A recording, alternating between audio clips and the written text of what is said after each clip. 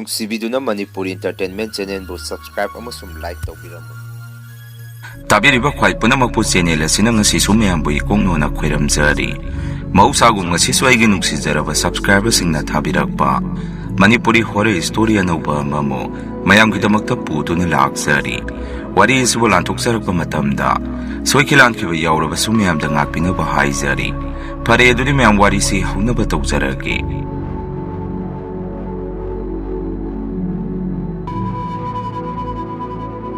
ꯋꯥꯔꯤꯁꯦ ꯑꯩꯅ ꯊꯥꯏꯅ ꯕꯣꯔꯗꯤꯡꯗ ꯂꯩꯔꯛꯄꯗ ꯏꯁꯥꯗ ꯊꯦꯡꯅꯔꯛꯈꯤꯕ ꯋꯥꯔꯤꯅꯤ ꯑꯗꯨꯒ ꯂꯝꯇꯥ ꯊꯥꯡꯖꯅ ꯂꯥꯛꯄꯁꯤꯗ ꯋꯥꯔꯤꯁꯤꯁꯨ ꯏꯁꯥꯗ ꯑꯃꯨꯛꯀ ꯍꯦꯟꯅ ꯑꯀꯤꯕ ꯍꯧꯈꯤꯕ ꯋꯥꯔꯤ ꯈꯔ ꯅꯤꯡꯁꯤꯡꯂꯛꯄꯗꯒꯤ ꯆꯦꯅꯦꯜ ꯑꯁꯤꯗ ꯍꯥꯞꯆꯔꯛꯄꯅꯤ ꯃꯇꯝ ꯑꯗꯨꯗ ꯑꯩꯅ ꯀ꯭ꯂꯥꯁ 9 ꯀꯥꯔꯛꯄ ꯃꯇꯝꯁꯤꯗ ꯑꯗꯨꯝ ꯊꯥꯏꯅꯗꯤ ꯀ꯭ꯂꯥꯁ 9 ꯀꯥꯔꯛꯑꯒꯗꯤ ꯑꯩꯈꯣꯏꯅ ꯇꯝꯃꯨꯔꯤꯕ ꯁ꯭ꯀꯨꯜ ꯑꯗꯨꯒꯤ ꯑꯣꯖꯥꯁꯤꯡꯅꯁꯨ ꯁ꯭ꯀꯨꯜꯒꯤ ꯕꯣꯔꯗꯤꯡꯗ ꯂꯩꯇꯕ ꯌꯥꯗꯦ ꯑꯗꯨꯝ ꯍꯥꯏꯅꯕꯅꯤ ꯑꯗꯨꯃꯥꯏꯅ ꯑꯩꯈꯣꯏꯒꯤꯗꯤ ꯁ꯭ꯀꯨꯜꯗꯨꯒꯤ ꯕꯣꯔꯗꯤꯡ ꯑꯗꯨꯗ ꯂꯩꯌꯨ 10 ꯑꯦꯛꯖꯥꯝ ꯀꯨꯏꯗ꯭ꯔꯦ ꯑꯍꯦꯟꯕ ꯑꯣꯖꯥ ꯊꯥꯖꯤꯜꯂꯛꯀꯦ ꯅꯣꯏꯅ ꯈꯪꯗꯕ ꯀꯌꯥꯗꯨ ꯑꯣꯖꯥꯁꯤꯡꯒ ꯇꯥꯟꯅꯔꯒ ꯕꯣꯔꯗꯤꯡꯗ ꯂꯩꯌꯨ ꯑꯗꯨ ꯅꯠꯇ꯭ꯔꯒꯗꯤ 10ꯒꯤ ꯑꯦꯛꯖꯥꯝ ꯊꯥꯕ ꯌꯥꯍꯜꯂꯣꯏ ꯀꯥꯏꯗꯅ ꯑꯩꯈꯣꯏꯗ ꯕꯣꯔꯗꯤꯡꯗ ꯂꯩꯅꯕ ꯀꯤꯍꯟꯕꯤꯔꯝꯃꯤ ꯑꯗꯨꯒ ꯑꯩꯅ ꯇꯝꯃꯨꯔꯤꯕ ꯁ꯭ꯀꯨꯜ ꯑꯁꯤꯁꯨ ꯃꯇꯝ ꯑꯗꯨꯗ ꯃꯃꯤꯡꯕꯨꯗꯤ ꯑꯗꯨꯝ ꯆꯠꯄ ꯁ꯭ꯀꯨꯜ ꯑꯣꯏꯔꯒꯁꯨ ꯉꯥꯎꯁꯤꯟꯅꯕ ꯁꯥꯇ꯭ꯔꯅ ꯅꯝꯅ ꯇꯝꯕ ꯁ꯭ꯀꯨꯜ ꯑꯃꯁꯨ ꯑꯣꯏꯔꯝꯃꯤ ꯁ꯭ꯀꯨꯜ ꯁꯨꯇꯤ ꯍꯦꯛ ꯊꯥꯕꯒ ꯁ꯭ꯀꯨꯜꯒꯤ ꯀꯦꯝꯄꯁ ꯋꯥꯡꯃꯗ ꯅꯨꯡꯇꯤꯒꯤꯅꯤ ꯑꯗꯨꯝ ꯃꯤꯁꯦ ꯈꯟꯅꯗꯣꯔꯤꯁꯤ ꯁꯥꯇ꯭ꯔ ꯃꯁꯦꯟꯗꯒꯤ ꯍꯦꯟꯇꯣꯔꯛꯇꯅ ꯚꯦꯟ ꯗ꯭ꯔꯥꯏꯚꯔꯒ ꯐꯥꯎ ꯄꯤꯒꯥꯏꯅꯕ ꯉꯝꯃꯤꯕ ꯁꯥꯇ꯭ꯔ ꯉꯥꯛꯇꯅꯤ ꯑꯗꯨꯒ ꯑꯩ ꯏꯁꯥꯒꯤ ꯑꯣꯏꯅꯗꯤ ꯁ꯭ꯀꯨꯜ ꯑꯗꯨꯗ ꯇꯝꯃꯛꯄꯗ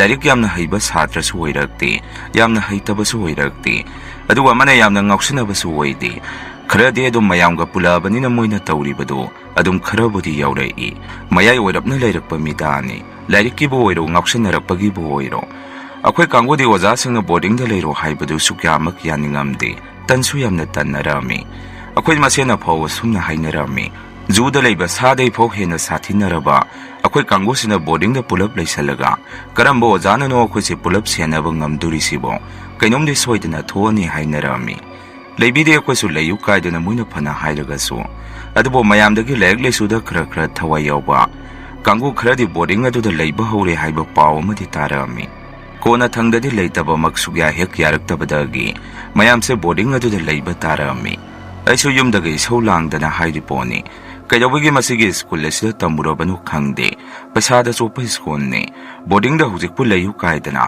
ꯍꯦꯔꯥ ꯑꯩ ꯇꯣꯛꯑꯒꯦꯗ 10 ꯑꯦꯛꯖꯥꯝꯒ ꯊꯥꯔꯔꯣꯏ ꯗ꯭ꯔꯣꯞ ꯇꯧꯊꯣꯛꯈ꯭ꯔꯒꯦ ꯑꯩ ꯇꯜꯂꯤ ꯑꯥꯗ ꯂꯩꯕ ꯑꯁꯨꯝꯅ ꯑꯩꯁꯦ ꯏꯁꯧ ꯈꯨꯂꯥꯡ ꯑꯃꯅꯤ ꯑꯩꯅ ꯕꯣꯔꯗꯤꯡ ꯑꯗꯨꯗ ꯆꯪꯉꯝꯗꯥꯏꯁꯤꯗ ꯕꯕꯥ ꯏꯃꯥꯅꯁꯨ ꯍꯦ ꯁꯛꯇꯥ ꯊꯤ ꯑꯣꯖꯥꯁꯤꯡꯗꯨꯅ ꯁꯤꯜꯂꯤꯕꯗꯨ ꯅꯣꯏꯒꯤ ꯐꯅꯕꯅꯤ ꯀꯩꯗꯧꯕꯒꯤ ꯗ꯭ꯔꯣꯞ ꯇꯧꯗꯣꯔꯤꯒꯦ ꯅꯪ ꯕꯣꯔꯗꯤꯡ ꯑꯗꯨꯗ ꯂꯩꯇ꯭ꯔꯒꯗꯤ ꯌꯨꯝꯗꯁꯨ ꯂꯩꯕ ꯌꯥꯔꯣꯏ ꯑꯩꯅ ꯁꯨꯝ ꯑꯗꯨꯗ ꯁꯨꯝꯅꯒ ꯈꯨꯝꯃꯤ ꯅꯣꯏꯅ ꯀꯩ ꯈꯪꯒꯦ ꯑꯗꯨꯗ ꯂꯩꯔꯤꯗꯨ ꯅꯤꯁꯥ ꯆꯥꯕ ꯃꯤ ꯉꯥꯛꯇꯅꯤ ꯕꯣꯔꯗꯤꯡꯗ ꯂꯩꯔꯒꯗꯤ ꯃꯤ ꯃꯥꯡꯅꯩ ꯍꯥꯏꯔꯤꯕꯗꯨ ꯃꯗꯨ ꯅꯣꯏ ꯈꯪꯗ꯭ꯔꯣ ꯐꯩ ꯑꯩꯁꯨ ꯃꯥꯡꯉꯒ ꯊꯣꯔꯛꯑꯒꯦ ꯍꯌꯦꯡꯋꯥꯏ ꯅꯣꯏ ꯀꯞꯆꯅꯕ ꯑꯩꯒꯤ ꯋꯥꯐꯝ ꯑꯗꯨꯗ ꯕꯕꯥꯅꯁꯨ ꯌꯥꯔꯦ ꯏꯕꯨꯡꯉꯣ ꯅꯒꯨꯟ ꯈꯪꯉꯤ ꯅꯪꯁꯨ ꯏꯆꯥ ꯑꯣꯏꯔꯒꯁꯨ ꯂꯦꯇ꯭ꯔꯤꯟ ꯀꯨꯃꯨꯠ ꯐꯨꯜꯂꯕꯅꯤ ꯅꯪꯅ ꯑꯩꯈꯣꯏ ꯂꯩꯇ꯭ꯔꯤꯉꯩ ꯂꯦꯇ꯭ꯔꯤꯟꯗ ꯆꯨꯔꯨꯞ ꯄꯨꯁꯟ ꯊꯛꯑꯒ ꯀꯨꯃꯨꯠꯇ ꯂꯪꯊꯕꯗ ꯑꯗꯨꯅꯅꯤ ꯅꯪꯁꯨ ꯀꯅꯥꯅꯣ ꯍꯥꯏꯕ ꯃꯁꯛ ꯃꯨꯟꯅ ꯈꯪꯉꯤ ꯏꯆꯥ ꯑꯣꯏꯔꯨꯕꯒꯤ 10ꯗꯨꯗꯗꯤ ꯂꯥꯟꯊꯣꯛꯆꯈ꯭ꯔꯁꯅꯨ ꯍꯥꯏꯗꯅ ꯇꯧꯕꯅꯤ ꯋꯥ ꯌꯥꯝꯅ ꯉꯥꯡꯒꯅꯨ ꯍꯥꯏꯔꯛꯏ ꯆꯪꯉꯝꯗꯥꯏꯒꯤ ꯑꯩꯁꯨ ꯌꯨꯝ ꯑꯁꯤꯗ ꯏꯁꯧꯁꯦ ꯄꯨꯡꯂꯥꯡꯗ ꯂꯥꯡꯉꯤ ꯕꯕꯥ ꯏꯃꯥꯒꯁꯨ ꯑꯩꯁꯦ ꯄꯨꯈꯠꯇ ꯈꯟꯅꯔꯝꯃꯤ ꯎꯄꯥꯏ ꯂꯩꯇꯦꯁꯨ ꯆꯪꯅꯕ ꯔꯦꯗꯤꯗ ꯂꯩꯔꯦ ꯑꯩꯒ ꯈꯔ ꯆꯥꯅꯕ ꯏꯃꯥꯟꯅꯕꯁꯤꯡ ꯑꯗꯨ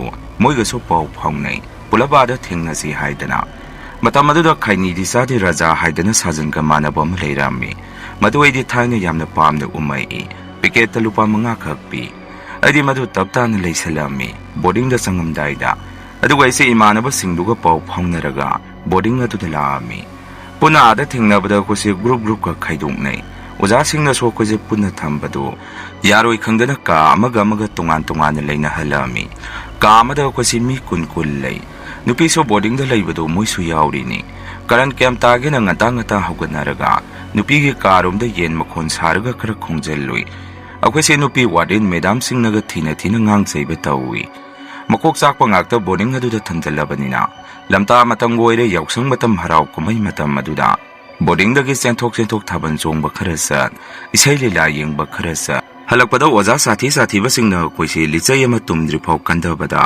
ꯑꯗꯨꯗ ꯂꯩꯕ ꯅꯨꯄꯤꯁꯤꯡꯁꯦ ꯃꯣꯏꯅ ꯑꯣꯏꯅ ꯀꯞꯄꯖꯥꯅꯤ ꯑꯩꯈꯣꯏꯗ ꯐꯨꯕꯗꯨ ꯎꯕꯗ ꯍꯞꯇꯥ ꯑꯃꯒꯤ ꯃꯅꯨꯡꯗ ꯑꯩꯈꯣꯏꯅ ꯂꯩꯕ ꯀꯥꯗꯒꯤ ꯐꯥꯒꯠꯂꯛꯄ ꯅꯤꯁꯥꯁꯤꯡꯁꯦ ꯑꯁꯨꯛꯀꯤ ꯃꯇꯤꯛ ꯌꯥꯝꯃꯤ ꯒꯨꯂꯤ ꯗꯦꯟꯗ꯭ꯔꯥꯏꯠ ꯒꯟꯖꯥ ꯑꯌꯥꯝꯕ ꯅꯤꯁꯥꯁꯦ ꯀꯥꯁꯤꯡꯗꯒꯤ ꯂꯣꯏꯅ ꯐꯥꯒꯠꯂꯝꯃꯤ ꯈꯔ ꯑꯃꯁꯨ ꯁ꯭ꯀꯨꯜꯒꯤ ꯑꯣꯖꯥꯅ ꯕꯣꯔꯗꯤꯡꯗꯒꯤ ꯇꯥꯟꯊꯣꯛꯈꯤꯕꯁꯨ ꯌꯥꯎꯏ नोंमदे अखोइगे कादुदा लेबा पुन्ना लेमिनबा इमानबा अमा गुलीदो दोस हेंजनखिदना मासे चलंबदगी मसादो फदत हाइरगा मतिन कोंगोन कारगा तिंगथोखी अखोइसो ओजा सिंहबु कौवी ओजा सिंहनासु खुदक्ता अदुम मयुंगी मी कौरगा अदुम मयाम चंगदना हॉस्पिटल पुखी होजिकी इमानबसे पैसासु खर पाइबा मीनी थाइना मतम अदुदा मोगी दुकान सी सुचानपुरदा दुकान गा यामना साली हाइनै स्कूल की फाउंडर असिगसु मोगी इमुंग मनुंगा अदुम थाइनदगी अदुम खंगनरकपा ओय अदुना संगमा येंगनरगा अदुम मासे बोर्डिंग असिदा अदुम लेहलामी वार्डन ओजा खरनदि यामना सावी अदुगुंबा अंगांगसी कोक तांथोकीगे लेते कैदौबगी Amo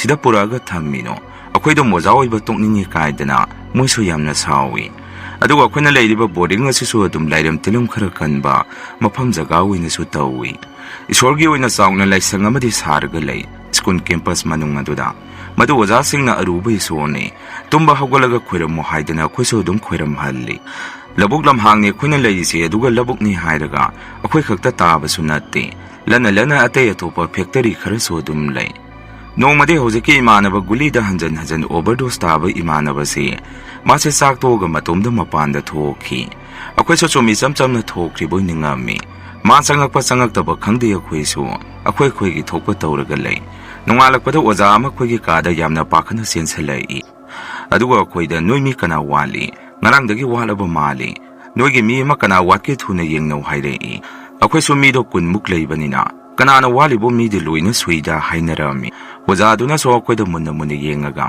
ranjan kai da leiki hangai ranjan hairisi guli addict tuni admaina hangakpadu do akhoi su ranjan di hojikta swaida leiki daini kai dana hainarami kona thangde imana badu ma watlambadagi akhoi gi ka da sangambo oja do amuk pakhana ma se mapanda senthoki अखोइसु कैदोंगनबा यावरबा जानु रंजनदि ngसाइदा तुंबा हगतखिदाइने हाइनरामी कोना थंगदे इमानबा अमना Sumana Khumai रंजनदि ngarang नुमिदांग चाक तोकपदगी थोखिबदगी हंजलक्त्रिबा माली अखोइसु बाप ओहेउद्रे रंजननि अखोइ मरकता वालीसी ओ सोइद्रे मा करिनो मदि तौरमनी लाओ येंगुसे हाइदना अखोइसे पुन्ना मपानदा थोरामी ओजासिंगसु toilet रोमदा चप युंगगा toilet के का थोंगमा हांतोकपा यादबगी मौंगदा फकाइनबा तौरिबदो अखोइनसु उरामी मदुदा warden madam सिंगना अखोइसे का मनुंगदा लोइना संगो हाइरई अदुबो अखोइ अमता संगदे हेन अदुम टॉयलेट लेरिबा अदुमदा अखोइसे संगसन जक्सन यंगामी यारारोइ खंगना ओजा सिंगनासु करिसु हाइरक्त्रे वार्डन सार मसामउ खरा फबा अखोइदा थीना फुबा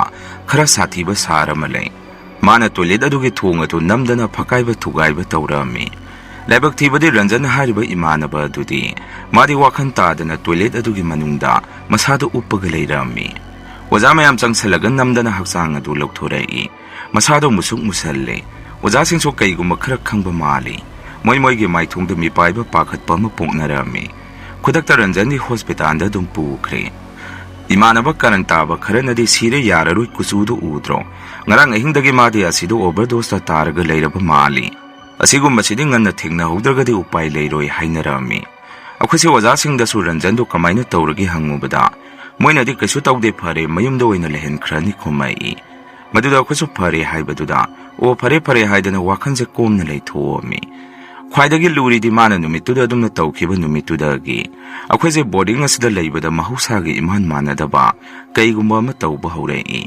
हाइदे सुम अमा मथिंग टॉयलेट अदोमदगा चंगुबदा खंगौदने इसादा तु चोंगबा पोकपा टॉयलेट का तौरिंगै मांगतुम कैनो खंगदबा साउम सेहा खर फंगबा कसु लेत्रगसु इसादा स्वाइ लाउबा अकीबा म पोकपा हौरामी मयाम पुना लेमिनबनिना मदु वाखंदबुदी अखोइसे का हेनबुदी खंजनरुदे अदु अंगलिबा मना वार्डन ओजा सिंगनासु अखोइना टॉयलेट चंगबसे मोइना यामना कुपना सेननै नुमिदांगदगा से अखोइ टॉयलेट थोकरे हे खंगबगा ओजा अमनी हेक्ता थुना चेंथोरागा टॉयलेट मनाक्ता खुसे क्वेश्चन एक सेननै मसिदा क्वेसो हाइनदबा म पोकपा हौरामी मरमदे टॉयलेट खुसे हुरान चुरुप थैनी ओजा सिंगना सेनाबदुदा यामना हाइनरमदे अखुसे साउसु यामना साउनिंगामी नुमिदांग सिसो कैगिनो खंगे टॉयलेट लेरिबा अदोमदो अहेनबा मैसे अदोमदा नुंगांद्रि फाउ अदोम मैसे थालगा थम्मी रंजन हारिबा इमानबदुगी मागी मपोट मसै माना सिजनरंबा लाइक लेसु मफी मरुन सिंगदो मोई मुंगी मीना सो अमत लौबा लाखिदे अखोइना लेरिबा का मनुंग अदुदे लोइना लै तौबदबो नुमिदांग से सुम तुंबदा मंगहा यामना नुंगाइतबा अमा का अदुदा लेबा अखोइसे तौबा हौरई नुमितुसु नोंगा मंगसले नुंगाइना अखोइसे तुमनरिङै इमानबा अमा अहिंगदा यामना कन्ना लाउरई ꯑꯩꯈꯣꯏꯁꯨ ꯃꯩꯗꯣ ꯀꯥꯞꯄꯒ ꯃꯥꯒꯤ ꯐꯃꯨꯡ ꯕꯦꯠꯇꯒꯤ ꯀꯩꯗꯧꯅꯔꯒꯦ ꯍꯥꯏꯗꯅ ꯐꯨꯛ ꯑꯩꯈꯣꯏꯁꯦ ꯍꯧꯒꯠꯅꯩ꯫ ꯃꯗꯨꯗ ꯂꯥꯎꯔꯛꯏꯕ ꯏꯃꯥꯟꯅꯕ ꯑꯗꯨꯅ ꯁꯨꯝꯅ ꯍꯥꯏꯔꯛꯏ, ꯔꯟꯖꯟꯒꯤ ꯐꯃꯨꯡ ꯕꯦꯠ ꯃꯊꯛꯇ ꯃꯤ ꯑꯃ ꯃꯨꯁꯤ ꯍꯧꯖꯤꯛ ꯐꯝꯃꯒ ꯂꯩꯔꯝꯃꯤ꯫ ꯑꯩꯈꯣꯏꯅꯁꯨ ꯑꯗꯨ ꯀꯩꯗꯧꯔꯒꯦ, ꯀꯅꯥ ꯑꯁꯤꯒꯤ ꯐꯃꯨꯡꯁꯤꯗ ꯐꯝꯃꯝꯒꯦ ꯍꯪꯅꯔꯝꯃꯤ꯫ ꯃꯗꯨꯗ ꯀꯅꯥꯝꯇꯅ ꯔꯟꯖꯟꯒꯤ ꯕꯦꯠ ꯑꯗꯨꯗ ꯐꯝꯃꯤ ꯍꯥꯏꯅꯔꯛꯈꯤꯗꯦ꯫ ꯅꯨꯃꯤꯠꯇꯨꯁꯨ ꯑꯗꯨꯃꯥꯏꯅ ꯑꯗꯨꯝ ꯍꯧꯈ꯭ꯔꯦ꯫ ꯑꯩꯈꯣꯏꯁꯦ ꯔꯨꯝ ꯀꯥ ꯑꯃꯗ ꯑꯣꯖꯥꯁꯤꯡꯅ ꯄꯨꯂꯞ ꯀ꯭ꯂꯥꯁ ꯂꯧꯕꯒꯤ ꯂꯩꯔꯤꯉꯩ ꯋꯥꯔꯗꯦꯟ ꯅꯨꯄꯤ ꯑꯃꯅ ꯍꯥꯏꯕꯅꯤ ꯑꯩꯈꯣꯏꯅ ꯂꯩꯔꯤꯕ ꯀꯥ ꯑꯗꯨꯗ ꯁꯨꯝ ꯀꯣꯛ ꯃꯈꯣꯟ ꯇꯥꯏ ꯍꯥꯏꯗꯅ꯫ ꯃꯥꯁꯨ ꯀꯅꯥꯅꯣꯅꯤ ꯀ꯭ꯂꯥꯁ ꯌꯥꯎꯗ꯭ꯔꯤꯁꯤꯅ ꯀꯩꯗꯧꯔꯤꯅꯣ ꯍꯥꯏꯗꯅ ꯑꯩꯈꯣꯏꯒꯤ ꯀꯥ ꯑꯗꯨꯗ ꯍꯥꯏꯐꯦꯠ ꯍꯦꯛ ꯆꯦꯞꯊꯔꯒ ꯌꯦꯡꯉꯨꯕꯗ ꯔꯟꯖꯟꯒꯤ ꯇꯔꯪ ꯎꯄꯨ ꯃꯥꯅ ꯌꯨꯝꯗꯒꯤ ꯄꯨꯔꯛꯄꯗꯨ ꯃꯗꯨ ꯁꯨꯝ ꯃꯁꯥ ꯃꯇꯣꯝꯗ ꯑꯆꯥꯄꯣꯠꯀꯨꯝꯕ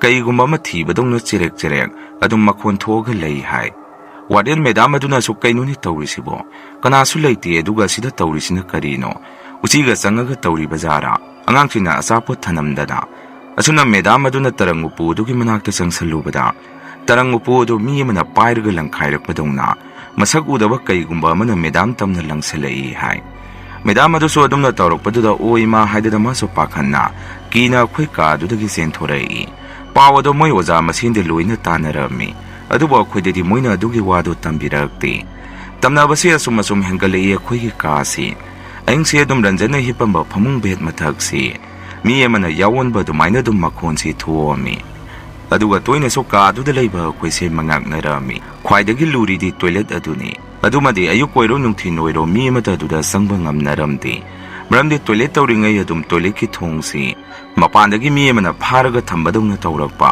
ꯊꯣꯡꯒꯁꯦ ꯍꯦꯛꯇ ꯈꯣꯡꯄꯥꯛꯅ ꯀꯧꯈꯥꯏꯔꯛꯄꯗꯧꯅ ꯒꯣꯡ ꯍꯦꯛꯇ ꯀꯧꯈꯥꯏꯔꯛꯄ, ꯌꯦꯡꯉꯨꯔꯒꯅ ꯀꯅꯥꯁꯨ ꯂꯩꯔꯝꯗꯕ, ꯃꯤ ꯑꯃꯅ ꯂꯛꯅꯕꯗꯧꯅ ꯑꯀꯤꯕ ꯃꯑꯣꯡꯁꯤ ꯁꯨꯝ ꯇꯧꯔꯛꯄꯗꯒꯤ ꯑꯩꯈꯣꯏꯁꯤ ꯅꯨꯄꯤꯒꯤ ꯇꯣꯏꯂꯦꯠꯇ ꯑꯣꯏꯅ ꯆꯪꯉꯝꯃꯤ꯫ ꯅꯨꯃꯤꯗꯥꯡꯁꯦ ꯇꯣꯏꯂꯦꯠ ꯃꯄꯥꯁꯦ ꯃꯩ ꯑꯗꯨꯝ ꯉꯥꯟꯅ ꯊꯥꯜꯂꯒꯁꯨ ꯑꯗꯨꯝ ꯃꯤ ꯑꯃ ꯑꯗꯥꯏꯗ ꯂꯦꯞꯄꯒ ꯂꯩꯕꯗꯧꯅ ꯃꯨꯁꯤ ꯇꯣꯏꯂꯦꯠꯀꯤ ꯊꯣꯡ ꯑꯗꯨꯗ ꯃꯃꯤ ꯑꯃ ꯑꯗꯨꯝ ꯇꯥꯔꯒ ꯂꯩ꯫ ꯃꯃꯤꯗꯣ ꯅꯣꯡꯉꯥꯟꯗ꯭ꯔꯤꯐꯥꯎ ꯇꯥꯕ꯭ꯔꯥ ꯍꯥꯏꯔꯒꯁꯨ ꯇꯥꯗꯦ, ꯅꯣꯡꯉꯥꯜꯂꯒꯗꯤ ꯃꯃꯤꯗꯣ ꯍꯦꯛꯇ ꯃꯥꯡꯈꯤ꯫ ꯀꯥ ꯃꯅꯨꯡ ꯑꯁꯤꯗꯁꯨ ꯑꯩꯈꯣꯏꯅ ꯇꯨꯝꯕꯗ ꯃꯪꯗ ꯏꯃꯥꯟꯅꯕ ꯔꯟꯖꯟꯁꯤ ꯂꯥꯛꯑꯒ ꯁꯤ ꯆꯥꯒꯦ ꯁꯤ ꯄꯤꯌꯨ ꯍꯥꯏꯗꯅ ꯑꯩꯈꯣꯏꯒꯤ ꯃꯪꯗ ꯃꯥꯁꯤ ꯇꯣꯏꯅ ꯎꯕ ꯍꯧꯔꯛꯏ꯫ ꯀꯤꯗꯅ ꯑꯩꯈꯣꯏꯁꯨ ꯐꯃꯨꯡ ꯕꯦꯠ ꯑꯃꯗ ꯃꯤ 3-4 ꯅꯝꯁꯟ ꯇꯨꯝꯃꯝꯃꯤ꯫ ꯑꯗꯨꯐꯥꯎ ꯐꯩꯖꯨꯞ ꯈꯔ ꯆꯤꯡꯈꯠꯂ ꯀꯥꯡꯊꯣꯟꯁꯦ ꯈꯔ ꯐꯦꯔꯦ ꯅꯣꯃꯛꯄ ꯇꯨꯝꯕ ꯉꯝꯅꯔꯝꯗꯦ꯫ ꯔꯟꯖꯟꯅ ꯁꯤꯖꯤꯟꯅꯔꯝꯕ ꯃꯥꯒꯤ ꯃꯄꯣꯠ ꯃꯆꯩꯁꯤꯡꯗꯨꯅꯤ ꯌꯥꯝꯅ ꯇꯝꯅꯔꯤꯁꯤ꯫ ꯑꯣꯖꯥꯁꯤꯡꯗ ꯑꯩꯈꯣꯏꯅ ꯍꯥꯏ ꯑꯩꯈꯣꯏꯗꯤ ꯀꯥ ꯑꯁꯤꯗ ꯂꯩꯕ ꯉꯝꯗ꯭ꯔꯦ, ꯕꯣꯔꯗꯤꯡꯁꯦ ꯀꯔꯤꯅꯣꯃ ꯇꯧꯔꯦ, ꯌꯨꯝꯗ ꯑꯣꯏꯅ ꯍꯟꯖꯔꯈ꯭ꯔꯒꯦ, ꯌꯨꯝꯗ ꯑꯣꯏꯅ ꯀꯟꯅ ꯍꯣꯠꯅꯖꯔꯨꯔꯒꯦ ꯍꯥꯏꯕꯗ ꯑꯣꯖꯥꯁꯤꯡꯅꯁꯨ ꯁꯥꯔ ꯐꯥꯎꯟꯗꯔꯒ ꯑꯃꯨꯛꯇ ꯍꯪꯅꯔꯛꯈꯤꯒꯦ ꯍꯥꯏꯗꯅ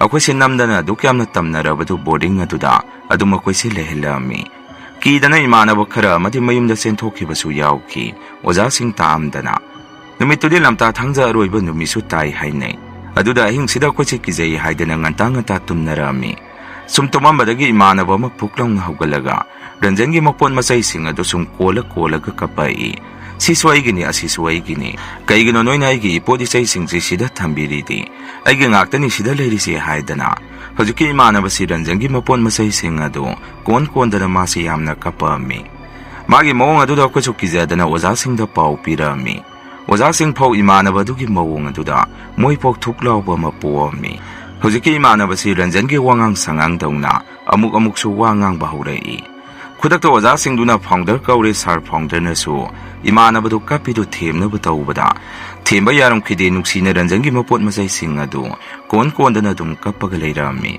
ꯅꯣꯡꯉꯥꯜꯂꯒ ꯃꯥꯏꯕ ꯑꯃ ꯂꯥꯛꯏ, ꯃꯥꯅ ꯂꯥꯏ ꯇꯤꯟ ꯐꯖꯅ ꯈꯣꯏꯔꯝ ꯊꯣꯛꯄꯤꯔꯛꯑꯝꯃꯤ꯫ ꯑꯗꯨꯒ ꯑꯣꯖꯥꯁꯤꯡꯗꯁꯨ ꯃꯥꯏꯕꯗꯨꯅ ꯌꯥꯝꯅ ꯆꯩꯔꯝꯃꯤ꯫ ꯅꯣꯏꯕꯨ ꯀꯔꯝꯕ ꯑꯣꯖꯥꯁꯤꯡꯅꯣ ꯂꯩꯈꯤꯗꯕ ꯑꯃꯒꯤ ꯁꯦꯂꯝ ꯆꯥꯔꯝꯕ, ꯃꯥꯅ ꯁꯤꯖꯤꯟꯅꯔꯝꯕ ꯄꯣꯠꯂꯝꯁꯤꯡ ꯑꯁꯤꯕꯨ ꯑꯉꯥꯡꯁꯤꯡꯁꯤꯒꯤ ꯃꯅꯥꯛꯇ ꯁꯨꯝ ꯊꯝꯕꯤꯔꯤꯁꯤ ꯀꯔꯤꯒꯤꯅꯣ? ꯑꯉꯥꯡ ꯑꯃ ꯉꯔꯥꯡ ꯇꯧꯔꯛꯏꯗꯨ ꯂꯩꯈꯤꯗꯕ ꯑꯉꯥꯡꯗꯨꯒꯤ ꯃꯊ꯭ꯋꯥꯏ ꯃꯃꯤ ꯆꯪꯁꯜꯂꯛꯄꯒꯤꯅꯤ꯫ ꯂꯝꯇꯥ ꯊꯥꯡꯖꯒ ꯑꯣꯏꯔꯦ, ꯇꯤꯡꯃꯨ ꯂꯥꯏꯃꯨ ꯃꯌꯥꯝ ꯃꯔꯛ ꯑꯗꯨꯗ ꯑꯉꯥꯡꯗꯨꯒꯤ ꯊꯋꯥꯏꯗꯨꯅ ꯏꯟꯅꯔꯛꯇꯅ ꯇꯧꯔꯤꯅꯤ꯫ ꯊꯨꯅ ꯃꯌꯨꯝꯒꯤ ꯃꯤ ꯀꯧꯈꯣ, ꯀꯔꯝꯕ ꯃꯃꯥ ꯃꯄꯥꯗꯣ ꯃꯆꯥ ꯂꯩꯈꯤꯗ꯭ꯔꯦ ꯍꯥꯏꯗꯅꯕꯨ ꯃꯆꯥꯗꯨꯅ ꯁꯤꯖꯤꯟꯅꯔꯝꯕ ꯂꯥꯏꯔꯤꯛ ꯂꯥꯏꯁꯨ ꯐꯤꯔꯣꯟꯕꯨ ꯂꯧꯒꯦ ꯍꯥꯏꯗꯗꯅ ꯁꯤꯗ ꯊꯅꯝꯃꯤꯁꯤꯕꯣ? ꯑꯇꯩ ꯋꯥ ꯅꯠꯇꯦ, ꯇꯧꯍꯩꯗꯦꯅꯦ ꯁꯨꯃꯥꯏꯅ ꯇꯧꯕꯁꯤ꯫ ꯃꯊ꯭ꯋꯥꯏ ꯃꯃꯤ ꯑꯗꯨꯅ ꯀꯌꯥꯝ ꯀꯨꯏꯗꯅꯣ ꯃꯐꯝ ꯑꯁꯤꯗ ꯅꯩꯗꯅ ꯂꯩꯔꯝꯃꯤꯁꯤ, ꯑꯉꯥꯡꯁꯤꯡ ꯑꯁꯤ ꯀꯌꯥꯝ ꯋꯥꯅ ꯈꯪꯉꯝꯒꯅꯤ꯫ ꯐꯅ ꯑꯩꯅ ꯂꯥꯏ ꯈꯨꯔꯝ ꯊꯣꯛꯑꯒꯁꯨ ꯀꯥꯟꯅꯔꯣꯏꯀꯣ ꯑꯣꯖꯥꯁꯤꯡ, ꯑꯗꯨꯅ ꯑꯉꯥꯡꯗꯨꯁꯨ ꯂꯩꯈꯤꯗ꯭ꯔꯦ ꯍꯥꯏꯕꯗꯥꯏ, ꯑꯗꯨꯅ ꯃꯥꯒꯤ ꯃꯄꯣꯠ ꯃꯆꯩꯁꯤꯡ ꯑꯁꯤ ꯊꯨꯅ ꯄꯤꯊꯣꯛꯈꯣ, ꯏꯃꯨꯡ ꯃꯅꯨꯡ ꯀꯧꯔꯒ꯫ ꯃꯥꯏꯕꯗꯨꯅ ꯑꯗꯨꯝꯅ ꯍꯥꯏꯔꯛꯄꯗꯨꯗ ꯑꯩꯈꯣꯏꯁꯨ ꯀꯩꯅꯣꯅꯦ, ꯔꯟꯖꯟ ꯁꯤꯔꯕꯣ? ꯃꯥꯗꯤ ꯀꯔꯝ ꯀꯥꯟꯗ ꯁꯤꯔꯤꯕ ꯍꯥꯏꯗꯅ ꯄꯨꯡꯉꯛ ꯍꯦꯛ ꯉꯛꯅꯔꯝꯃꯤ꯫ ꯑꯣꯖꯥꯁꯤꯡꯗ ꯍꯪꯕꯗꯁꯨ ꯃꯣꯏꯁꯦ ꯇꯨꯃꯤꯟ ꯂꯩꯅꯩ꯫ ꯁꯥꯎꯗꯅ ꯑꯩꯈꯣꯏꯁꯨ ꯑꯔꯥꯏꯕ ꯁꯥꯇ꯭ꯔꯗꯤ ꯑꯃꯠꯇ ꯅꯠꯇꯦꯗꯣ, Noina akwai sigi phibamda mafam asida lehenba imanaba sirapho takthokdaba haidana boarding aduda leiba akwai saunnarakpadagi ka manung aduda sangaga pochai phamung bed kadu taptana thugairamaga mathanga onthoamaga akwai yumyumda pochai puraga hanarai sumning singubada su yumyumda leiradu phau phana kuina akwai kiba halamde mafam aduda tawrakiba sing aduga hairuragadi Ranjan hariba imanaba adudi adum khudakta sirabajani akwai numittuda khangnarakpaduda haidi toilet manungda thong phakaiba numittuda aduna bo oja singna akwai toilet changbada question senaba oirami toilet leiba adaiduga du pungku marini mai adum pungan ngana thalaga mafam adu adum thammisi asumna aina mafam aduda yamna akiba angakpa thaudo ama thengnaki hujikade aisu nupi thire amu makhoi kangu punbada dugi warido hawdoknabada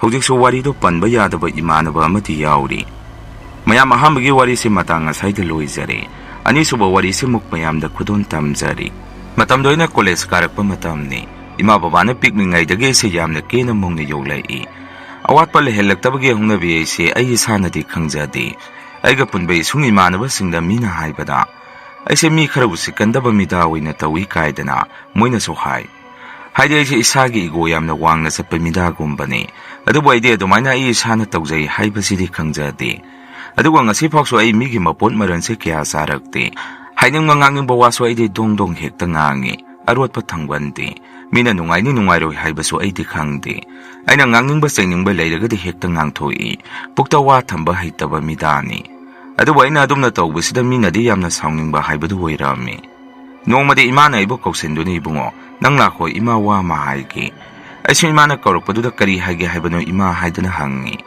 imana su ibungo nangbu wa ngang basakpada mina khara nungsihalune nongmadi nang mina nangbu phurakpa soiroi aina su ima ibo kaidauragi aidi aseng asengbo wa haijabani sida moina sauragadi aisu khangde imana su ado hujikti aseng asengba haiba mi sini mina yamna nungsidribasi lam hengano ibungo imana haiba illo nang ngasi college loidro aina su ima ngaside college ka mata salaroi imana bagi birthday tai aisu chatoini imana su ibungo lele su da thawai khara yawba tamsi koiba langba chatpaduna yaroi aina so hoi khange kaidorgi ima noina isibo gyan tadaba mi dongnu uri sibo imana so phare phare nangna sakadaba do chaluro aduga ngannadi hanjalau aina so hoi ma ai nganta lakani babada so khara hayo natragade engoda horen ping ping ngangakani aiso imada sika khairamaga aigi gari masaduga yumdagi thawdorai asumna khusun numidangi matang ngai duna leirami numidangi matam aduda khusil langduna pung 12 heladu phau langduna imanabagi yum aduda lei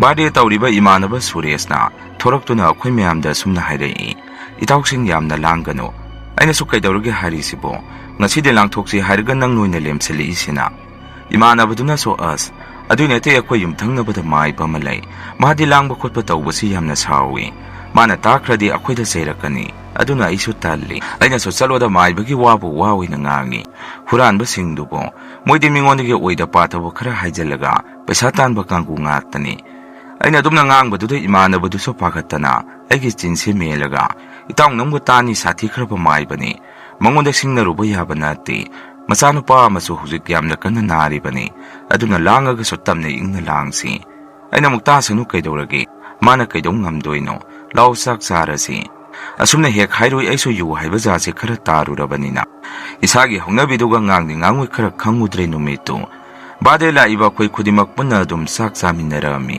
mayamse sak saba loiraga thorokpadadi pung 12 mukta gadore bade boy suresh na so khoi mayamda itaw mayam chakro kho ai lehuragi sangne thindokpadi ai ngammaroi aina so ole hewro miki thi mai babu ki kaidana muisu mini aisu khara thaksalubage hongnabi sin sidagi aroibi ngangami sumna isu mayam ko yumda halai aina yumda sangakpada baba ka ima ga so tumdana aibu ngai dun leirami aisu baba ka ima ga leirambaduda baba ima tumdribo hoji phawba pung 12 helamani baba na so masuk thenga kasida yu tapthai thaksalaga yumda halakpo oiramgani aina so baba birthday party yaurubani aduda kitang thaglakpani aigi waduda baba na so saungna sumna khumai tumina leyo taningde luna sana kena yolakpaduna ithakare ne nang hojikti namana pagi namangda pho yu thakselaga halakpangami banatro asumna babana kana ngangakpaduda imana babada sumna hai yare se tokpiro ahingde mina targa kari khanduri ke imungda sangasi lakpiro Babanaso kangkalo nangso nasase adunani, adum angang si mangba tabani.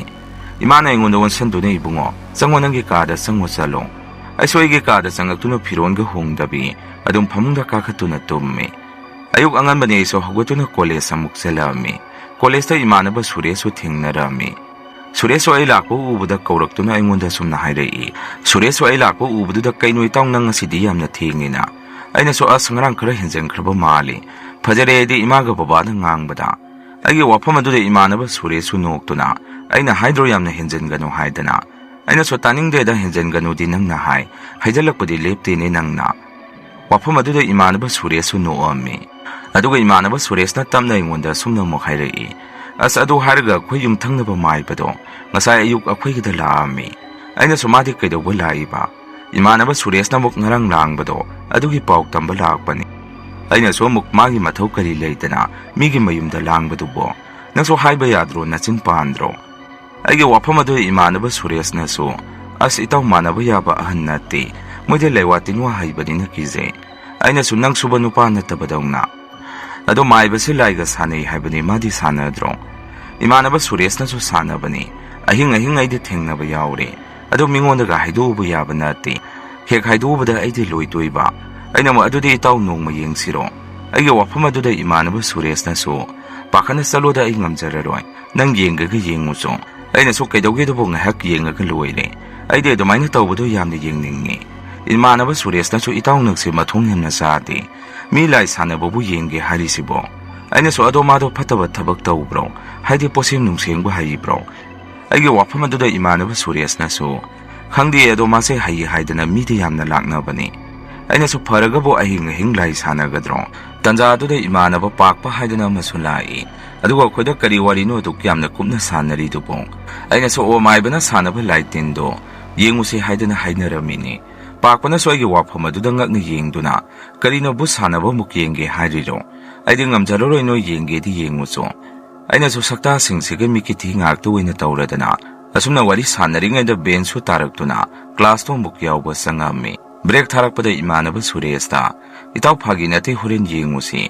Ay di koles han ba da ginoy da dumlaada ba ni. Ay dress ka mata hongaroy. Imana ba Sureso na so as tuk taw gano kiran. Kay daw gihay no adu yeng aga. Nung tigi sana ba natin nung padukta ni ting nari ba si. Ay naso tuminan layo he. Muna sana ba do ay so kibra yengge taw ba ni. Mina laitin gi wari ka hayak pa si ay di hekta tazadi. Asum na koles halaga saksa thoga Sureso hoy day si salami. Imana so ay thorak pa do ubada. Karay no nang nasalido na. Ay naso ima ay kuiro ay Sureso hoy pawda salukigi. Imana so ibungo nagsisat pa yam na paami. Ay naso ko ima si di ay ngahekta ni hayraga. Si haramagay so tuna dum thora ami. Sureso hoy gi yumek yobugay si Sureso kawdo na. Mogi imong da sangami. Imana ba Sureso as nang naabra. Itang nung natawdoy si ay di yam na tali ko.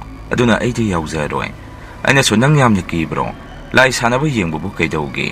Yaroy ako'y ni yeng toy ni. Asum na numitabang ngay rami sakso Sureso hoy gisi na. Tongda na iba ni si sarga lay rami. Tanza do day ima so pon tawray i. Ibungo nang butingin ni huzuk pawbo halag tribo. Ay naso ima ay sida saksari. Ko na kitang tingang gahalag ka ni. Ima naso pare-pare hayra mga pola dudong tamnari. Asum na ima na ba Sureso hoy gimiloy na tungkraba matungda. Ay na ima na ba Sureso ta. Itaw lao yeng ro sa sanabra haydana. Kung taramatoy tadore. Imana ba Sureso na sunang yeng mo so salong. Maninggi wapal adu da dum uba ni. Asum na iso nang lehuro yam na kibra kang di. Si harga iso mo gi maning na duda tora ami. Ay na tora ga yeng uba di asing po makiso. May ba do pi ngaw ba siya to na pamlag layram ni. Ay so umadu uba da kang duda mukyeng ba do lepa ami. Aduga mana tawri ba do kay dawri no hayda da mukyeng ni. Ay na dum na yeng uba da may ba do di yetum mama payraga. Laidi ama thamli badugi mabukta thilami. Ay so chinda kay no ni magi se bu film gi mawong ni. Si hayda na si may badu na tawri badu dum yengi. Ngayak layga may badu mukhawgulag tu na. Thanga mapayra ka zagoy amuk saray. Madu ubada iso isada tuklaw ba. Yam na hinadaba mapawrag padagi. Imana badugi manakta amuk sangami. Imana badu na so yeng warabu hangay. Ay na so itaw. As hinade da kay nungi yeng ubano kangdi. Natin no isibo sumay na nugtigi itum taw bro. Imana ba dun na so tawri ni pai. Masini yung tang na ba da like din sana ba mi layragadi. Sumay na dum tawba hayli si. Pung tingi salo ng sunatraga. Ako'y da hingli asiro. ꯑꯩꯅꯁꯨ ꯑꯃꯨꯛ ꯑꯩ ꯅꯣꯏꯁꯤꯒꯤ ꯃꯑꯣꯡꯁꯤꯗ ꯑꯍꯤꯡ ꯂꯦꯛꯄ ꯉꯝꯃꯣꯏ, ꯆꯠꯂꯒꯦ ꯅꯪꯗꯤ ꯀꯤꯔꯦ ꯊꯤꯟꯗꯣꯛꯑꯔꯣꯏ ꯍꯥꯏꯔꯛꯑꯅꯤ, ꯑꯩ ꯈꯪꯉꯦ ꯑꯗꯨꯅ ꯑꯩ ꯊꯣꯛꯈ꯭ꯔꯒꯦ꯫ ꯁꯤ ꯍꯥꯏꯗꯅ ꯑꯩꯁꯦ ꯌꯨꯝꯗ ꯍꯜꯂꯛꯀꯦꯅ ꯇꯧꯔꯛꯄꯁꯤꯗ ꯉꯁꯥꯏ ꯏꯃꯥꯟꯅꯕ ꯑꯗꯨꯒꯤ ꯃꯅꯤꯡꯗ ꯂꯥꯏ ꯁꯥꯟꯅꯍꯧꯕꯗꯣ ꯃꯗꯨꯒꯤ ꯑꯍꯟꯗꯣ ꯃꯣꯏ ꯊꯣꯡꯒꯥꯟꯗ ꯃꯥ ꯃꯥꯟꯕ ꯑꯃ ꯂꯦꯞꯄꯒ ꯂꯩꯍꯧꯏ꯫ ꯀꯤꯔꯝꯗꯕ ꯑꯩꯁꯨ ꯀꯤꯖꯔꯛꯇꯅ ꯌꯨꯝꯗ ꯍꯥꯊꯨ ꯍꯥꯊꯨ ꯑꯗꯨꯝ ꯍꯜꯂꯛꯏ꯫ ꯑꯩꯅ ꯌꯨꯝꯗ ꯍꯜꯂꯛꯄꯒꯤ ꯂꯝꯕꯦꯜ ꯑꯁꯤꯗ ꯑꯩꯒꯤ ꯇꯨꯡꯁꯤꯗ ꯀꯅꯥꯅꯣ ꯈꯪꯗꯕ ꯑꯃꯅ ꯏꯟꯅꯔꯛꯄꯒꯨꯝ ꯇꯧꯔꯛꯏ꯫ ꯑꯩꯁꯨ ꯀꯔꯤꯅꯣꯅꯦ ꯍꯧꯖꯤꯛꯄꯨ ꯃꯤ ꯆꯠꯂꯤꯕ ꯖꯥꯔꯥ, ꯄꯨꯡꯁꯤꯗꯤ ꯐꯅꯌꯥꯝ ꯊꯦꯡꯉꯦ꯫ ꯁꯤ ꯍꯥꯏꯔꯒ ꯑꯩꯁꯦ ꯃꯅꯤꯡꯗ ꯂꯩꯊꯣꯛꯇꯨꯅ ꯌꯦꯡꯉꯤ꯫ ꯀꯅꯥꯁꯨ ꯂꯩꯇ꯭ꯔꯕ ꯑꯗꯨꯗꯒꯤ ꯑꯩꯁꯦ ꯂꯥꯛꯄ ꯑꯃꯨꯛ ꯍꯧꯔꯛꯑꯝꯃꯤ꯫ ꯎꯒꯤ ꯃꯁꯥꯁꯤꯡ ꯑꯗꯨꯅ ꯀꯟꯅ ꯀꯟꯅ ꯅꯣꯝꯃꯛꯄꯗꯨꯗ ꯑꯩꯁꯨ ꯌꯨꯝ ꯇꯝꯅ ꯀꯟꯅ ꯆꯦꯜꯂꯛꯏ꯫ ꯌꯨꯝ ꯍꯦꯛ ꯌꯧꯕꯒ ꯑꯩꯁꯦ ꯑꯩꯒꯤ ꯀꯥꯗ ꯆꯪꯗꯨꯅ ꯐꯃꯨꯡꯗ ꯍꯤꯞꯇꯨꯅ ꯂꯩ꯫ ꯋꯥꯈꯟꯗꯁꯨ ꯑꯩꯁꯦ ꯑꯁꯨꯝꯅ ꯈꯟꯖꯩ, ꯀꯩꯅꯣꯅꯦ ꯃꯥꯏꯕꯗꯨꯅ ꯂꯥꯏꯒ ꯊꯥꯖꯤꯜꯂꯛꯑꯕ ꯖꯥꯔꯥ, ꯅꯍꯥꯟꯈꯩꯗꯤ ꯀꯩꯁꯨ ꯇꯧꯗꯕꯅꯤ, ꯉꯁꯤꯗꯤ ꯑꯩꯈꯣꯏꯒꯤ ꯂꯩꯔꯛꯁꯦ ꯀꯔꯤꯅꯣ ꯏꯇꯧ ꯇꯧꯏꯗ꯫ ꯁꯤ ꯈꯟꯗꯅ ꯑꯩꯁꯦ ꯉꯥꯏꯍꯥꯛ ꯇꯨꯝꯊꯗꯕꯤ ꯂꯩ꯫ ꯑꯗꯨꯃꯥꯏꯅ ꯂꯩꯔꯤꯉꯩ ꯑꯩꯒꯤ ꯀꯥꯒꯤ ꯊꯣꯡꯁꯤ ꯃꯤ ꯑꯃꯅ ꯍꯥꯡꯇꯣꯔꯛꯄꯒꯨꯝ ꯇꯧꯔꯛꯏ꯫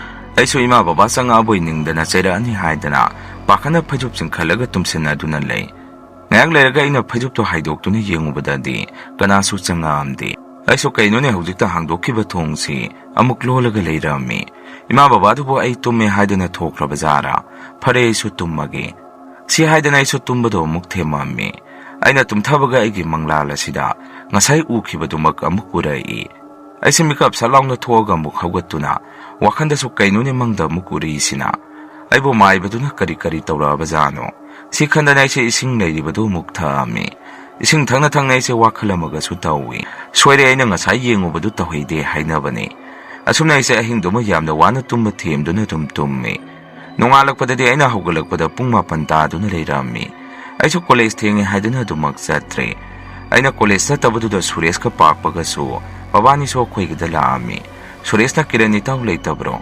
ꯑꯩꯅꯁꯨ ꯏꯃꯨꯡꯗꯒꯤ ꯊꯨꯅ ꯊꯣꯔꯛꯇꯨꯅ ꯃꯣꯏ ꯎꯕꯗꯨꯗ ꯅꯣꯏ ꯑꯣꯏꯔꯦ ꯆꯪꯉꯣ ꯏꯃꯨꯡꯗ, ꯐꯝꯃꯨꯁꯤ ꯂꯥꯛꯑꯣ ꯍꯥꯏꯗꯅ ꯏꯃꯨꯡꯗ ꯀꯧꯁꯜꯂꯛꯑꯝꯃꯤ꯫ ꯏꯃꯥꯗꯁꯨ ꯆꯥ ꯂꯣꯜꯍꯜꯂꯝꯃꯤ꯫ ꯏꯃꯥꯟꯅꯕꯗꯨꯅꯁꯨ ꯅꯪ ꯀꯣꯂꯦꯖ ꯂꯥꯛꯇꯕꯗꯨꯗ ꯁꯤꯈ꯭ꯔꯕ ꯌꯦꯡꯉꯨꯒꯦ ꯍꯥꯏꯗꯅ ꯏꯕꯥꯅꯤ ꯂꯥꯛꯏꯕꯅꯤ꯫ ꯑꯩꯅꯁꯨ ꯀꯩꯁꯨ ꯇꯧꯗꯦ ꯏꯇꯥꯎ, ꯑꯗꯣ ꯃꯥꯏꯕꯗꯨꯅ ꯉꯔꯥꯡ ꯑꯩꯅ ꯌꯦꯡꯕꯗꯣ ꯈꯪꯈ꯭ꯔꯕꯖꯥꯔꯣ?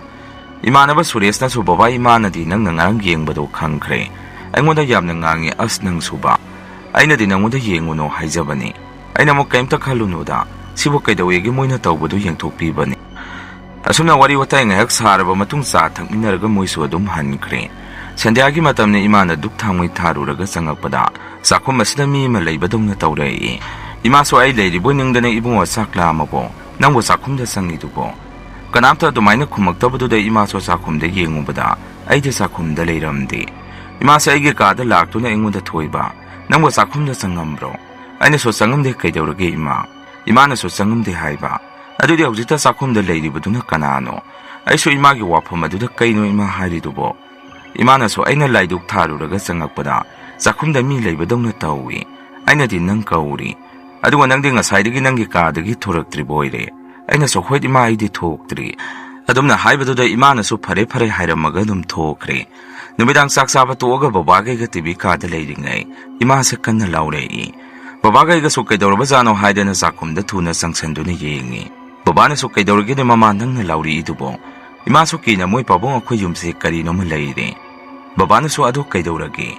ꯏꯃꯥꯅꯁꯨ ꯑꯩꯅ ꯁꯤꯗ ꯀꯣꯟ ꯐꯦꯡꯂꯤꯉꯩꯗ ꯑꯩꯒꯤ ꯇꯨꯡꯁꯤꯗ ꯀꯅꯥꯅꯣꯃ ꯂꯩꯕꯒꯨꯝ ꯇꯧꯔꯛꯏ꯫ ꯃꯗꯨꯗ ꯑꯩꯁꯨ ꯀꯅꯥꯅꯣ ꯍꯥꯏꯗꯅ ꯌꯦꯡꯊꯣꯛꯂꯨꯕꯗ ꯀꯅꯥꯁꯨ ꯑꯃꯨꯛ ꯂꯩꯔꯝꯗꯦ꯫ ꯑꯩꯅ ꯀꯨꯌꯦꯡ ꯌꯦꯡꯕꯗ ꯑꯩꯈꯣꯏꯒꯤ ꯋꯥꯁꯔꯨꯝ ꯃꯄꯥꯁꯤꯗ ꯃꯤꯒꯤ ꯃꯁꯛ ꯃꯑꯣꯡꯗꯧꯅ ꯀꯅꯥꯅꯣ ꯑꯃꯅ ꯆꯪꯈꯤꯕꯗꯧꯅ ꯇꯧꯔꯛꯏ꯫ ꯕꯕꯥꯅꯁꯨ ꯑꯁ ꯅꯪꯒꯤ ꯋꯥꯈꯟꯅꯅꯤ, ꯌꯨꯝ ꯑꯁꯤꯗꯕꯨ ꯀꯅꯥ ꯂꯥꯛꯇꯣꯔꯤꯒꯦ? ꯅꯪꯅ ꯑꯗꯨꯛ ꯌꯥꯝꯅ ꯀꯤꯔꯤꯗꯨꯕꯨ ꯀꯔꯤꯒꯤꯅꯣ? ꯏꯃꯥꯅꯁꯨ ꯅꯍꯥꯟꯈꯩ ꯇꯧꯗꯕ ꯃꯑꯣꯡꯅꯤ ꯇꯧꯔꯛꯏꯕꯁꯤ, ꯑꯩ ꯉꯁꯤꯗꯤ ꯏꯁꯥꯁꯦ ꯏꯍꯩ ꯍꯩꯅꯗꯦ꯫ ꯕꯕꯥꯅꯁꯨ ꯌꯥꯔꯦꯁꯦ ꯂꯥꯛꯑꯣ ꯄꯣꯊꯥꯅꯕ꯫ ꯕꯕꯥꯁꯨ ꯑꯩꯉꯣꯟꯗ ꯑꯣꯟꯁꯜꯂꯛꯇꯨꯅ ꯊꯣꯏꯕ, ꯆꯠꯂꯣ ꯅꯪꯁꯨ ꯄꯣꯊꯥꯔꯨꯔꯣ꯫ ꯕꯕꯥꯅ ꯑꯗꯨꯝꯅ ꯍꯥꯏꯔꯛꯄꯗꯨꯗ ꯑꯩꯁꯨ ꯍꯣꯏ ꯕꯕꯥ ꯍꯥꯏꯔꯝꯂꯒ ꯑꯩꯒꯤ ꯀꯥꯗ ꯊꯨꯅ ꯆꯪꯉꯛꯏ꯫ ꯑꯩꯁꯨ ꯋꯥꯈꯟꯗ ꯀꯔꯤꯅꯣ ꯌꯨꯝ ꯑꯁꯤꯗ ꯇꯧꯔꯛꯏꯕꯁꯤꯡꯁꯤꯕꯣ? ꯃꯁꯤꯕꯨ ꯃꯥꯏꯕꯗꯨꯅ ꯇꯧꯔꯛꯏꯕ ꯖꯥꯔꯥ? ꯑꯩꯕꯨ ꯏꯃꯥ ꯕꯕꯥꯗ ꯍꯥꯏꯗꯣꯛꯎꯁꯤꯔꯥ? ꯍꯥꯏꯗꯣꯛꯎꯔꯒꯅ ꯕꯕꯥꯅ ꯀꯔꯤ ꯑꯃꯨꯛ ꯍꯥꯏꯔꯛꯄ?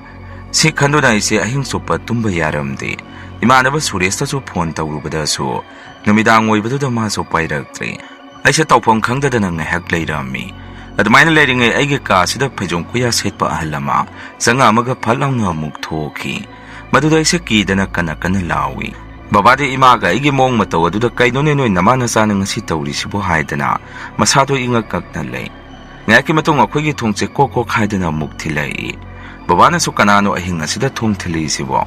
ꯑꯩ ꯍꯥꯡꯉꯨꯕ ꯉꯝꯂꯔꯣꯏ ꯑꯩꯐꯥꯎ ꯀꯤꯁꯜꯂꯛꯑꯦ ꯇꯧꯔꯤꯁꯤ ꯅꯃꯥ ꯅꯆꯥꯁꯨ ꯇꯨꯝꯅꯕ ꯇꯧꯔꯣ ꯑꯗꯨꯃꯥꯏꯅ ꯍꯥꯏꯔꯝꯃꯒ ꯕꯕꯥꯁꯨ ꯏꯃꯥꯁꯨ ꯑꯗꯨꯝ ꯊꯣꯛꯈ꯭ꯔꯦ ꯑꯩꯁꯨ ꯐꯩꯖꯨꯞ ꯃꯅꯨꯡꯗ ꯃꯤꯠ ꯀꯟꯅ ꯎꯏꯁꯟꯗꯨꯅ ꯂꯩ ꯑꯗꯨꯃꯥꯏꯅ ꯂꯩꯔꯒꯁꯨ ꯊꯣꯡꯗꯣ ꯑꯗꯨꯝ ꯊꯤꯟꯗꯨꯅ ꯂꯩꯕꯗꯨꯗ ꯑꯩꯁꯨ ꯀꯤꯅ ꯀꯅꯥ ꯂꯥꯛꯄꯅꯣ ꯍꯥꯏꯗꯅ ꯌꯦꯡꯉꯨꯔꯒꯦ ꯈꯟꯗꯅ ꯊꯣꯔꯛꯄꯗ ꯕꯕꯥꯅ ꯀꯩꯅꯣ ꯀꯗꯥꯏꯗꯅꯣ ꯑꯩꯒ ꯊꯣꯛꯑꯒ ꯌꯦꯡꯉꯨꯁꯤ ꯍꯥꯏꯗꯅ ꯊꯣꯡ ꯑꯗꯣ ꯍꯥꯡꯇꯣꯛꯎꯕꯗꯗꯤ ꯀꯅꯥꯁꯨ ꯑꯃꯨꯛ ꯂꯩꯔꯝꯗꯦ ꯕꯕꯥꯒ ꯑꯩꯒꯁꯨ ꯑꯃꯨꯛ ꯊꯣꯡꯗꯣ ꯊꯨꯅ ꯂꯣꯟꯁꯜꯂꯤ ꯊꯣꯡ ꯑꯗꯣ ꯍꯦꯛ ꯂꯣꯟꯁꯤꯟꯕꯒ ꯑꯃꯨꯛ ꯀꯩꯒꯨꯝꯕ ꯑꯃꯅ ꯊꯣꯡ ꯑꯗꯨ ꯊꯤꯜꯂꯛꯏ ꯍꯟꯗꯛꯃꯨꯛꯇꯤ ꯕꯕꯥꯅ ꯁꯥꯎꯅꯤꯡꯗꯅ ꯊꯣꯡ ꯑꯗꯨ ꯍꯥꯡꯇꯣꯛꯑꯒ ꯀꯅꯥꯅꯣ ꯃꯤꯒꯤ ꯌꯨꯝꯗ ꯂꯥꯛꯑꯒ ꯂꯛꯅꯔꯤꯕꯁꯤ ꯑꯩꯈꯣꯏꯗ ꯂꯛꯅꯔꯤꯁꯤ ꯀꯔꯤꯒꯤꯅꯣ ꯁꯤ ꯍꯥꯏꯔꯒ ꯊꯣꯡꯗꯣ ꯑꯃꯨꯛ ꯃꯈꯣꯟ ꯊꯣꯛꯅ ꯊꯤꯡꯖꯤꯜꯂꯤ ꯕꯕꯥꯅꯁꯨ ꯐꯃꯨꯡꯗ ꯆꯪꯉꯣ ꯍꯥꯏꯗꯅ ꯑꯩꯁꯦ ꯐꯃꯨꯡꯗ ꯑꯗꯨꯝ ꯆꯪꯉꯝꯃꯤ ꯐꯃꯨꯡꯗ ꯑꯃꯨꯛ ꯍꯦꯛ ꯆꯪꯉꯛꯄꯒ ꯑꯩꯒꯤ ꯀꯥꯁꯤꯗ ꯑꯍꯜ ꯑꯃ ꯑꯗꯨꯝ ꯆꯪꯉꯛꯄꯁꯦ ꯑꯩꯒꯤ ꯃꯤꯠꯇ ꯑꯗꯨꯝ ꯎꯔꯒ ꯂꯩ ꯀꯤꯅ ꯑꯩꯁꯦ ꯑꯃꯨꯛ ꯍꯧꯒꯠꯂꯛꯄꯗ ꯕꯕꯥꯁꯨ ꯑꯩꯒꯤ ꯀꯥꯗ ꯑꯃꯨꯛ ꯆꯪꯉꯛꯏ ꯑꯗꯨꯒ ꯑꯩꯉꯣꯟꯗ ꯏꯕꯨꯡꯉꯣ ꯀꯩꯗꯧꯔꯦ ꯑꯃꯨꯛ ꯑꯩꯅꯁꯨ ꯕꯕꯥ ꯑꯩ ꯇꯨꯝꯕ ꯉꯝꯗ꯭ꯔꯦ ꯑꯩ ꯀꯤꯕꯗ ꯏꯁꯥꯁꯦ ꯂꯩꯐꯝ ꯈꯪꯗ꯭ꯔꯦ ꯑꯍꯜ ꯑꯃ ꯑꯩꯒꯤ ꯃꯤꯠꯇ ꯑꯗꯨꯝ ꯎꯔꯒ ꯂꯩꯔꯦ ꯕꯕꯥꯅ ꯑꯃꯨꯛ ꯀꯩꯗꯧꯔꯒꯦꯃꯦ ꯅꯣꯏꯕ ꯀꯔꯤꯅꯣ ꯅꯣꯏ ꯅꯃꯥ ꯅꯆꯥꯅ ꯍꯟꯗꯛ ꯇꯧꯔꯤꯁꯤꯕꯣ ꯅꯣꯏ ꯎꯕꯗꯅ ꯍꯦꯟꯅ ꯀꯤꯔꯦ ꯑꯩꯗꯤ ꯕꯕꯥꯅ ꯑꯗꯨꯝꯅ ꯍꯥꯏꯔꯛꯄꯗꯨꯗ ꯑꯩꯁꯨ ꯀꯩꯁꯨ ꯇꯧꯗꯦ ꯍꯥꯏꯔꯝꯃꯒ ꯑꯩꯒꯤ ꯀꯥꯗ ꯑꯃꯨꯛ ꯆꯪꯉꯛꯏ ꯑꯩꯁꯦ ꯋꯥꯈꯜꯗ ꯖꯥꯠ ꯈꯟꯖꯟꯕꯗꯤ ꯂꯦꯞꯄꯝꯗꯦ ꯃꯥꯏꯕꯗꯨꯅ ꯀꯩꯅꯣꯝꯗꯤ ꯇꯧꯔꯛꯑꯃꯅꯤ ꯑꯗꯨꯅꯅꯤ ꯇꯧꯔꯤꯕ ꯃꯌꯥꯝꯁꯤ ꯑꯩꯕꯨ ꯏꯃꯥꯒ ꯕꯕꯥꯒꯗ ꯑꯁꯦꯡꯕꯁꯦ ꯍꯥꯏꯔꯒ ꯌꯦꯡꯉꯁꯤꯔꯅꯤ ꯑꯩꯅ ꯑꯁꯦꯡꯕꯁꯦ ꯍꯥꯏꯔꯨꯕꯗ ꯕꯕꯥꯅ ꯑꯩꯕꯨ ꯁꯣꯏꯗꯅ ꯐꯨꯔꯅꯤ ꯈꯪꯉꯤ ꯃꯁꯤ ꯈꯟꯗꯨꯅ ꯑꯩ ꯁꯨꯝ ꯍꯦꯛ ꯇꯨꯝꯊꯒꯦ ꯍꯥꯏꯗꯅ ꯇꯨꯝꯊꯔꯨꯔꯦ ꯃꯗꯨꯗꯁꯨ ꯑꯩꯒꯤ ꯃꯪꯁꯤꯗ ꯑꯃꯨꯕ ꯑꯃ ꯂꯦꯞꯇꯨꯅ ꯑꯩꯒꯤ ꯈꯧꯔꯤꯁꯤꯗ ꯃꯦꯜꯂꯛꯑꯝꯃꯤ ꯑꯩꯁꯨ ꯂꯥꯎꯕꯗꯤ ꯉꯝꯗꯦ ꯏꯁꯥꯁꯦ ꯂꯦꯡꯅꯕ ꯀꯟꯅ ꯍꯣꯠꯅꯖꯩ ꯑꯗꯨꯕꯨ ꯉꯝꯗꯦ ꯀꯣꯟꯅꯗꯤ ꯇꯞꯅ ꯂꯦꯡꯕ ꯑꯣꯠꯄ ꯌꯥꯔꯝꯃꯤ ꯑꯩꯁꯨ ꯀꯟꯅ ꯂꯥꯎꯗꯨꯅ ꯇꯨꯝꯕꯗꯣ ꯍꯧꯒꯠꯂꯛꯑꯝꯃꯤ ꯁꯨꯝꯅ ꯑꯩꯅ ꯂꯥꯎꯕꯗꯨꯗ ꯕꯕꯥꯒ ꯏꯃꯥꯒꯁꯨ ꯆꯪꯉꯛꯇꯨꯅ ꯑꯩꯉꯣꯟꯗ ꯀꯩꯗꯧꯔꯒꯦ ꯍꯥꯏꯗꯅ ꯍꯪꯉꯛꯏ ꯃꯗꯨꯗꯒꯤ ꯑꯩꯁꯨ ꯋꯥꯈꯜ ꯇꯥꯗꯅ ꯑꯗꯨꯝ ꯒ꯭ꯌꯥꯟ ꯃꯥꯡꯈ꯭ꯔꯦ ꯍꯥꯏ ꯃꯁꯤꯒꯤ ꯃꯇꯨꯡ ꯑꯩꯁꯦ ꯀꯔꯤꯅꯣ ꯈꯪꯗꯕ ꯆꯣꯔꯣꯟ ꯐꯥꯔꯣꯟ ꯄꯨꯡꯉꯥꯡꯗ ꯉꯥꯡꯕ ꯑꯩꯒꯤ ꯏꯁꯥꯁꯦ ꯀꯩꯅꯣꯝꯗ ꯂꯩꯔꯝꯃꯤ ꯑꯩꯒꯤ ꯏꯃꯥꯟꯅꯕ ꯁꯨꯔꯦꯁꯅꯁꯨ ꯏꯃꯥꯒ ꯕꯕꯥꯒꯗ ꯑꯁꯦꯡꯕꯗꯣ ꯍꯥꯏꯕꯗꯒꯤ